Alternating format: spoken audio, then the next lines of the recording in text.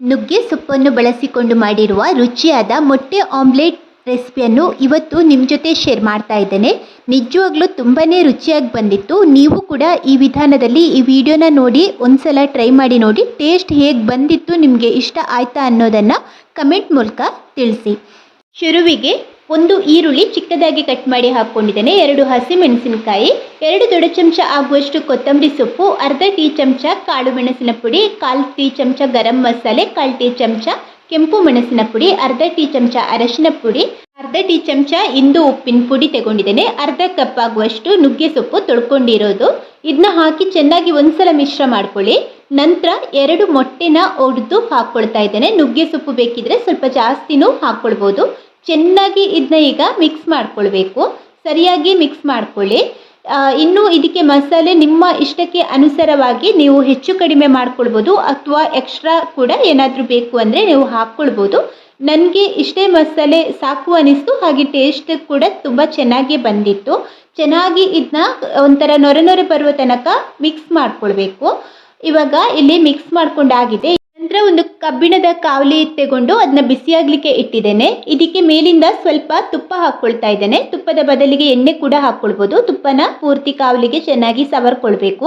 ಈಗ ಇಲ್ಲಿ ದೊಡ್ಡ ಉರಿಯಲ್ಲಿ ಇಟ್ಟುಕೊಂಡು ಕಾವಲಿಯನ್ನು ಬಿಸಿ ಮಾಡ್ಕೊಳ್ತಾ ಇದ್ದೇನೆ.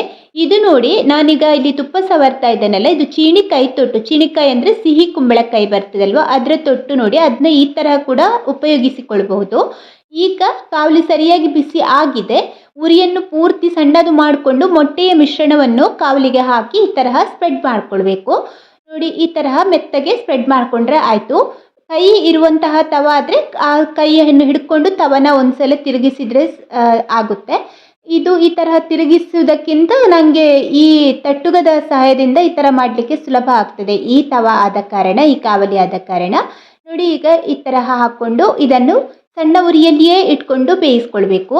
ನೆನಪಿಡಿ, ಮೊಟ್ಟೆ ಮಿಶ್ರಣ ಹಾಕುವಾಗ ಯಾವಾಗಲೂ ಉರಿಯನ್ನು ಸಣ್ಣದು ಮಾಡಿಯೇ ಹಾಕ್ಕೊಳ್ಬೇಕು. 1.5 ನಿಮಿಷ ಈಗ ಸಣ್ಣ ಉರಿಯಲ್ಲಿ ಬೇಯಿಸ್ಕೊಂಡು ನಂತರ ಇದನ್ನೀಗ ತಿರುಗಿಸಿ ಹಾಕ್ತಾ ಇದ್ದೇನೆ. ತಿರುಗಿಸಿ ಹಾಕುವಾಗ ಸ್ಟವನ್ನು ಆಫ್ ಮಾಡ್ಕೊಳ್ಳಿ. ಸ್ಟವ್ ಆನಲ್ಲಿ ಇರುವುದು ಬೇಡ, ಆ ತವದ ಬಿಸಿಗೆ ಅದು ಬೇಯ್ತದೆ. ಇದು ಆಲ್ರೆಡಿ ಬೆಂದಿದೆ. 1.5 ನಿಮಿಷ ಬಿಸಿ ಕಾವಲಿಯಲ್ಲಿ ಹಾಗೆ ಇಟ್ಟರೆ ಆಯಿತು. ನಂತರ ಈಗ ನಾನು ಕಾವಲಿಂದ ಇದನ್ನು ತೆಗಿತಾ ಇದ್ದೇನೆ. ರುಚಿಯಾದ ನುಗ್ಗೆ ಸೊಪ್ಪಿನ ಮೊಟ್ಟೆ ಆಮ್ಲೆಟ್ ಇಲ್ಲಿ ರೆಡಿಯಾಗಿದೆ. ಇದು ಹಾಗೆ ತಿನ್ನಲಿಕ್ಕೂ ಚೆನ್ನಾಗಿರ್ತದೆ. ಒಂದು ರಸಮ್ ಎಲ್ಲ ಇದ್ದರೆ ರೈಸ್ ಜೊತೆಗೂ ಕೂಡ ತುಂಬಾ ಚೆನ್ನಾಗಿ ಇರ್ತದೆ. ತುಂಬ ಒಂದು ಆರೋಗ್ಯಕರವಾದ ರೆಸಿಪಿ ಅಂತಲೇ ಹೇಳ್ಬೋದು.